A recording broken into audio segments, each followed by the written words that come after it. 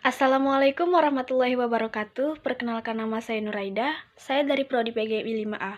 Di sini saya ingin menjelaskan tentang makalah pribadi saya yang berjudul Analisis dalam Pelestarian Budaya Melayu pada Dewan Kerajinan Nasional Daerah atau Dekranasda. Alasan saya tertarik memilih judul analisis dalam pelestarian budaya Melayu pada Dekranasda karena ini menarik untuk diketahui dan dibahas lebih lanjut. Karena saya ingin mengetahui potensi kerajinan, bagaimana sejarah Dekranasda, dan kerajinan apa saja yang ada di Dekranasda. Baiklah, di sini langsung saja saya ingin menjelaskan tentang pelestarian budaya Melayu pada Dewan Kerajinan Nasional Daerah atau yang biasa disebut dengan Dekranasda. Yang pertama yaitu pelestarian budaya Melayu.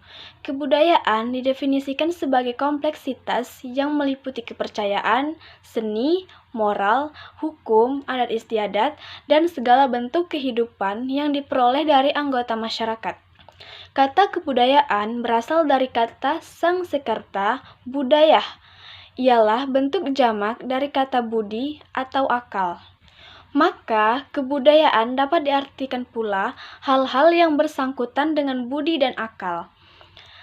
Ada pendapat lain tentang asal kata kebudayaan, yaitu bahwa kata itu berasal dari pengembangan majemuk kata budi dan daya, yang berarti kekuatan dari pikiran. Sedang menurut Konjaningrat, kebudayaan diartikan sebagai keseluruhan gagasan dan karya manusia yang harus dibiasakan dengan belajar, beserta keseluruhan dari hasil budi dan karyanya itu. Berbicara mengenai adat istiadat Melayu, tak lupa pula untuk membahas dari sisi kesenian orang Melayu.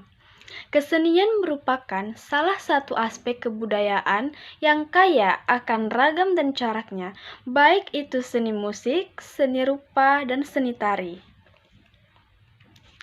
Kesenian masing-masing daerah memiliki ciri khas dan perbedaan antara satu dan yang lainnya. Agar ciri khas itu dapat dicermati, maka kebudayaan itu perlu dibina, dipelihara, dikembangkan, dan dilestarikan demi mencapai potensi atau kekayaan alam di bidang seni. Seni adalah kegiatan rohani manusia yang merefleksi realitas dalam suatu karya yang berkat bentuk dan isinya mempunyai daya untuk membangkitkan pengalaman tertentu dalam alam rohani penerimanya. Namun, intinya seni merupakan suatu bentuk karya yang indah yang melibatkan emosi manusia, maka dapat dikatakan seni adalah suatu bentuk aktivitas yang ada dalam jiwa manusia yang bergerak dikarenakan hal sesuatu yang dipikirkan atau didengarkan yang begitu indah sehingga muncul suatu perasaan menyukai untuk seluruh melakukan atau mendengarkannya. Yang kedua yaitu Dewan Kerajinan Nasional Daerah atau yang biasa disebut dengan Dekranasda. Dekranasda merupakan organisasi swasta yang dibentuk sebagai mitra pemerintahan yang bertujuan untuk melestarikan nilai-nilai seni budaya bangsa yang tercermin dalam produk kerajinan agar lebih maju dan berkembang serta meningkatkan kesejahteraan para pengrajin. Dengan hadirnya Dekranasda sebagai wadah bagi masyarakat dalam mengembangkan keterampilan dan usaha mereka, maka dengan melalui kerajinan tersebut diharapkan dapat meningkatkan perekonomian dan kesejahteraan masyarakat pengrajin. Dalam pelaksanaan program, Dekranasda mempunyai 3 peran. Yang pertama yaitu motivator, yang kedua komunikator, dan yang ketiga dinamisator. Yang pertama, motivator bertugas memberikan motivasi, menggali potensi, menumbuhkan dan mengembangkan kesadaran masyarakat akan masalah-masalah yang dihadapi dirinya, akan potensi-potensi sumber daya, baik sumber daya manusia maupun sumber daya alam yang dimiliki. dalam rangka perbaikan nasib dan membangun masa depan yang lebih baik atas potensi dan swadaya masyarakat itu sendiri. Yang kedua yaitu komunikator. Komunikator bertugas mengamati, merekam, serta menyalurkan aspirasi dan kebutuhan masyarakat agar dijadikan bahan rumusan kebijakan dan perencanaan program pembangunan. Membantu melancarkan hubungan kerjasama yang mempunyai kepentingan dan tujuan yang sama dalam masyarakat. Memonitor atau mengawasi pelaksanaan program pembangunan masyarakat. Dan yang ketiga yaitu dinamisator. Dinamisator bertugas mengembangkan metode program dan memperkenalkan inovasi di bidang teknologi serta pengelolaan organisasi yang belum dikenal ke lingkungan masyarakat setempat untuk pengembangan dan kemajuan masyarakat lokal. Yang ketiga yaitu sejarah Dekranasda. Kerajinan sebagai suatu perwujudan perpaduan keterampilan untuk menciptakan suatu karya dan nilai keindahan, merupakan bagian yang tidak terpisahkan dari suatu kebudayaan. Kerajinan tersebut tumbuh melalui proses waktu berabad-abad. Tumbuh kembang maupun laju dan merananya kerajinan sebagai warisan yang turun-temurun tergantung dari beberapa faktor. Di antara faktor-faktor yang berpengaruh adalah transportasi masyarakat yang disebabkan oleh teknologi yang semakin modern, minat dan penghargaan masyarakat terhadap barang kerajinan, dan tetap mumpuninya para perajin itu sendiri, baik dalam menjaga mutu dan kreativitas maupun dalam penyediaan produk kerajinan secara berkelanjutan.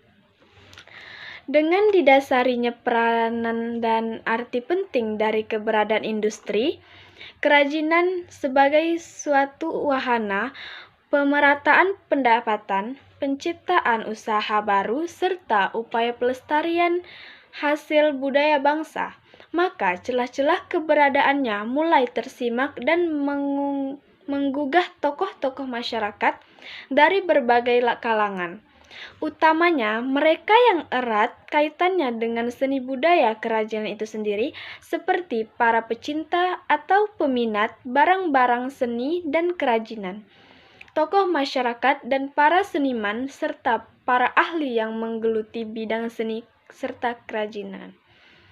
Dilandasi kesadaran akan kelangsungan hidup dari kerajinan yang menopang kehidupan berjuta-juta keluarga yang dihadapkan pada kemajuan teknologi industri di satu sisi dan pelestarian nilai budaya bangsa yang harus tercermin dalam produk kerajinan, maka dipandang perlu adanya wadah partisipasi masyarakat bertaraf nasional yang berfungsi membantu dan sebagai mitra pemerintah dalam membina dan mengembangkan kerajinan.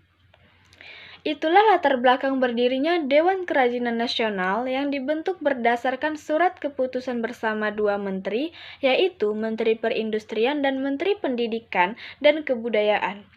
Nomor 85-SK-3-1980 dan nomor 072B-P-1980 tanggal 3 Maret 1980 di Jakarta. Untuk mendukung kelancaran kegiatannya di tingkat daerah dengan dipayungi Surat Menteri Dalam Negeri nomor 537/5038/Sospol tanggal 15 Desember 1981 dibentuklah organisasi Dekranas tingkat daerah atau Dekranasda. Kepengurusan Dekranasda dikukuhkan oleh Ketua Umum Dekranas atas usulan daerah. Dari sejak berdirinya, perjalanan Dekranas sudah cukup panjang dan sudah 5 periode masa bakti kepengurusan.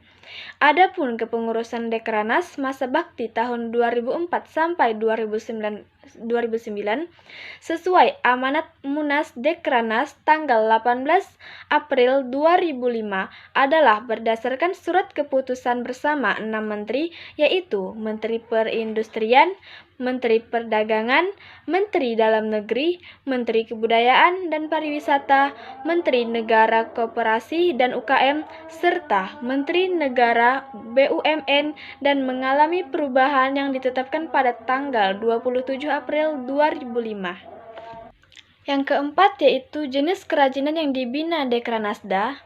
Di Indragiri Hilir ada 4, yaitu kerajinan perabot batang kelapa, yang kedua kerajinan tenun songket, yang ketiga kerajinan anyaman pandan, dan yang keempat kerajinan batik.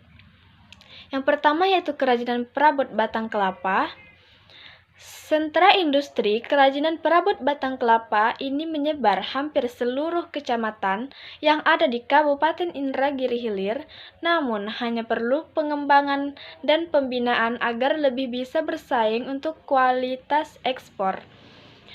Pada saat ini, khususnya di Kecamatan Tembilahan, kerajinan perabot tersebut di Balai Latihan Kerja Industri atau BLKI di bawah naungan Dinas Perindustrian dan Perdagangan Kabupaten Indragiri Hilir dengan hasil produk terdiri dari meja teras, meja osin, kursi tamu, asbak, hiasan dinding, meja tulis, bingkai foto, dan lain-lain. Yang kedua yaitu kerajinan tenun songket. Sentra industri tenun songket ini terdapat atau tersebar di beberapa kecamatan dalam Kabupaten Indragiri Hilir seperti Kecamatan Tanah Merah, Reteh, dan Tembilahan. Untuk tenun songket yang dikelola melalui Dekranazda, kapasitas produksi sebanyak 500 lembar per tahun dengan berbagai macam warna dan motif. Yang ketiga yaitu kerajinan anyaman pandan. Kerajinan anyaman pandan terdapat di Desa Pulau Palas, Kecamatan Tembilahan Hulu, Desa Lajau, Kecamatan Kuindra, Desa Sungai Ambat, dan Kelurahan Enok, Kecamatan Enok.